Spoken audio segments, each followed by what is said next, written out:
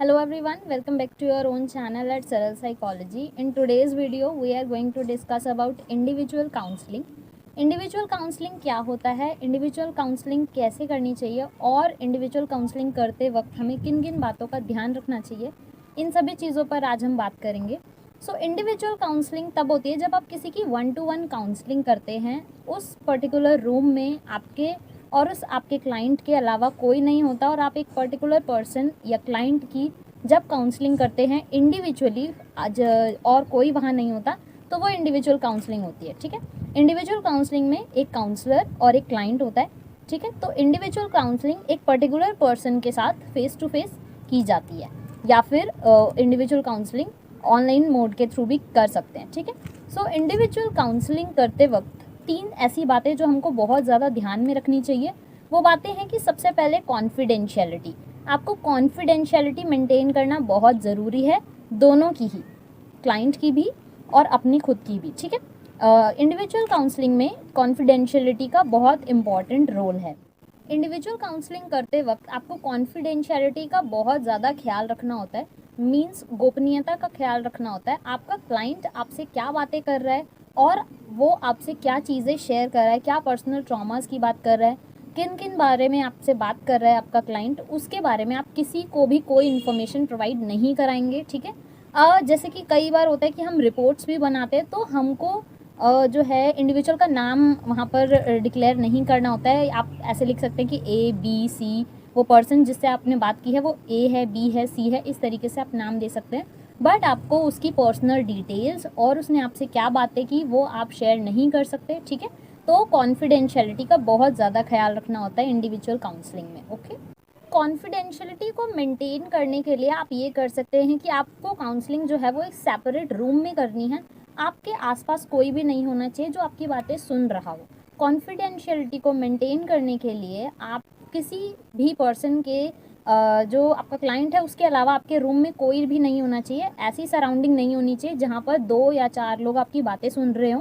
ठीक है, क्योंकि ऐसे में जो आपका क्लाइंट है वो आपको करेक्ट इन्फॉर्मेशन प्रोवाइड नहीं करता है। ठीक है, जो काउंसलिंग होती है वो एक सेपरेट रूम में इसीलिए कराई जाती है ताकि जो आपका क्लाइंट है वो अपनी जो बातें हैं, अपने जो पर्सनल ट्रॉमास हैं, उनको आपके आगे सही से रिप्रेजेंट कर सके। वो अपने जो डाउट्स हैं, अपनी जो प्रॉब्लम्स हैं जो उसकी लाइफ में चल रही हैं, जो ट्रॉमास हैं, जो पास्ट एक्सपीरियंसेस हैं, जो उसका बिहेवियर है, वो उसको सही से शो कर सके। ठीक है, क्योंकि अगर 2-4 लोग होंगे तो उसके जो है बिहेवियर में चेंजेस आ सकते हैं और वो आपको गुमराह करने वाले आंसर्स भी प्रोवाइड करा सकता है। ठीक है, सेकंड थिंग कि आपको फेमिलराइज करना है अपने क्लाइंट को विद द एनवायरनमेंट और अपने आप से भी, कि आप उस पर्टिकुलर क्लाइंट को आगे जो आपका प्रोसेस है 45 मिनट्स आप क्या करने वाले हैं, 30 मिनट्स जब आप पूरे काउंसलिंग के दौरान क्या क्या चीज़ें करने वाले हैं, वो सभी चीज़ें आपको उनको बताना है कि आप उनको काउंसिल करेंगे। एंड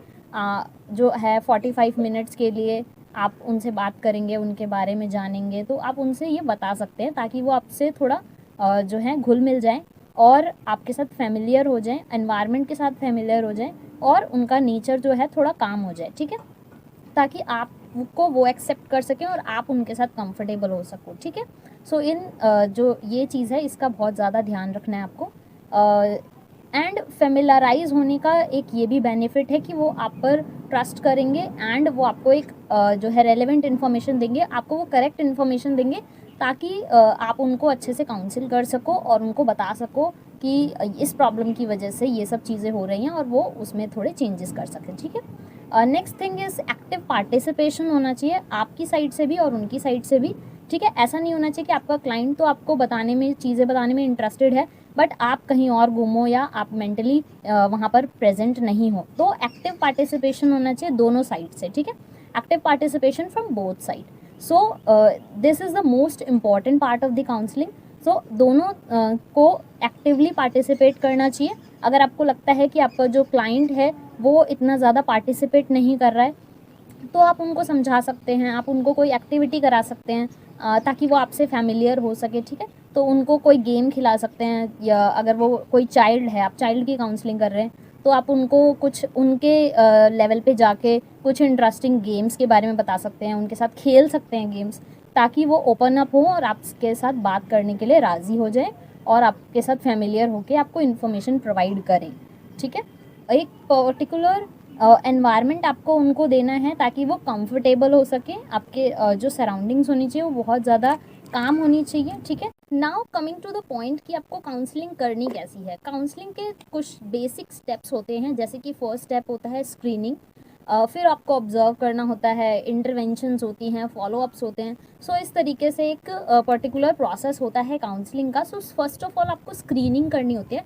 जिस तरीके से हम जाते हैं तो हमारा एक्सरे होता है, हमारी स्कैनिंग होती है बॉडी की, उसी तरीके से स्क्रीनिंग होती है, ठीक है। स्क्रीनिंग और स्कैनिंग का बहुत सिमिलर कनेक्शंस है। जैसे कि स्क्रीनिंग में हमें पता चल जाता है कि बंदे की बॉडी में कोई प्रॉब्लम है या नहीं है, ठीक है। उसी तरीके से स्क्रीनिंग होती है उसके मेंटल प्रोसेस को चेक करने के लिए, उसके बिहेवियरल थॉट्स को चेक करने के लिए, इन सभी चीज़ों को चेक करने के लिए स्क्रीनिंग होती है। और स्क्रीनिंग कैसे करेंगे आप उनसे बातचीत करके और उनका इंटरव्यू करके आप स्क्रीनिंग करेंगे, ठीक है।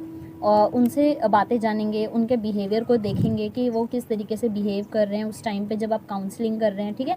वो नर्वस तो नहीं है, एंशियस तो नहीं है। और काउंसलिंग करते वक्त उनके जो हैंड मूवमेंट्स हैं या फिर उनके जो लेग्स का मूवमेंट है, कई लोग होते हैं बात करते वक्त अपने पैरों को हिलाते रहते हैं, तो वो उन सब चीज़ों को आप नोटिस कर सकते हैं, ठीक है। स्क्रीनिंग में आपको ये सब चीज़ें करनी होती है। उनके पास्ट के जो ट्रॉमाज हैं, पास्ट के जो एक्सपीरियंसेस हैं, उन्होंने पास्ट में जो कुछ ऐसी बातें हैं जो उनके माइंड से नहीं जा रही हैं, वो आपसे वो शेयर कर सकते हैं, ठीक है। तो आपको बेसिकली उनकी स्क्रीनिंग करनी है, मीन्स एक तरीके से स्कैनिंग करनी है कि आप उनके माइंड में क्या क्या चीज़ें चल रही हैं जिससे वो परेशान है, ठीक है। दूसरी चीज़ observation. Observation is most important part of the counselling. Counselling के दौरान ऐसा नहीं है कि पर्टिकुलर जो पर्सन है आपको रेलेवेंट इन्फॉर्मेशन ही प्रोवाइड कराएगा। कई बार होता है कि पर्सन जो होते हैं वो आपको गलत इन्फॉर्मेशन भी प्रोवाइड कराते हैं, ठीक है। उनकी लाइफ में प्रॉब्लम्स चल रही होती हैं बट वो क्या करते हैं कि आपको गलत इन्फॉर्मेशन प्रोवाइड कराते हैं कि नहीं ऐसा कुछ नहीं है और एवरीथिंग इज़ ऑल राइट। सो इस तरीके से भी वो बोलते हैं। सो ऑब्जर्वेशन जो होता है वो काउंसलिंग का बहुत इंपॉर्टेंट पार्ट होता है। ऑब्जर्वेशन बहुत ज़्यादा इंपॉर्टेंट है।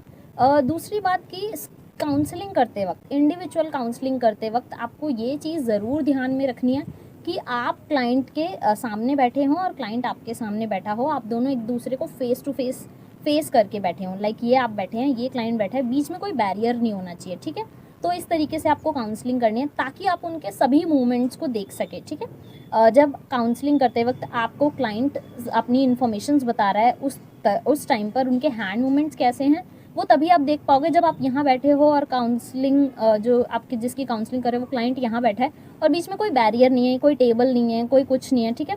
आप उनको पूरे प्रॉपर मूवमेंट्स देख पा रहे हो, ठीक है।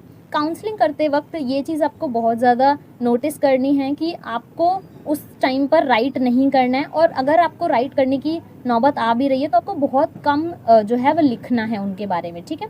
क्योंकि उससे क्या होता है, स्टेटमेंट्स चेंज होने के चांसेस रहते हैं, ठीक है। तो काउंसलिंग करते वक्त आपको ये सब चीज़ों का ध्यान रखना है, ठीक है। ऑब्जर्वेशन बहुत इंपॉर्टेंट होता है, तो ऑब्जर्व करना बहुत ज़्यादा इम्पॉर्टेंट है काउंसलिंग करते वक्त, ठीक है।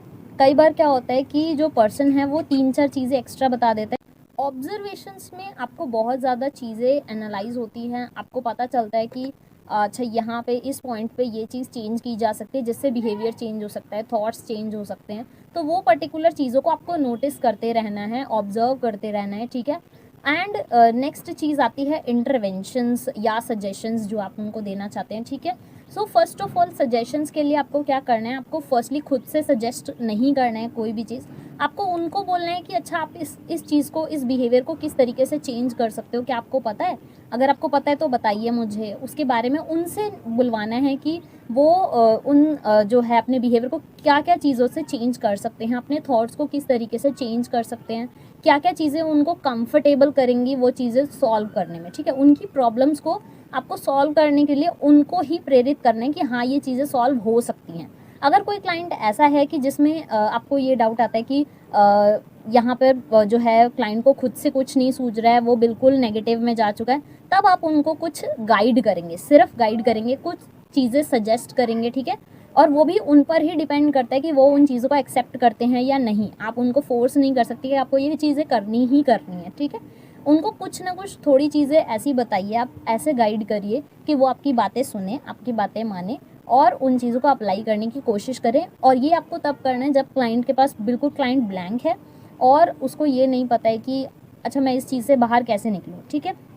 तब आपको ये चीज़ें सजेस्ट करनी है, गाइड करनी है, आपको एडवाइस बिल्कुल भी नहीं करना है, ठीक है। नेक्स्ट थिंग है कि फॉलो अप होता है, ठीक है।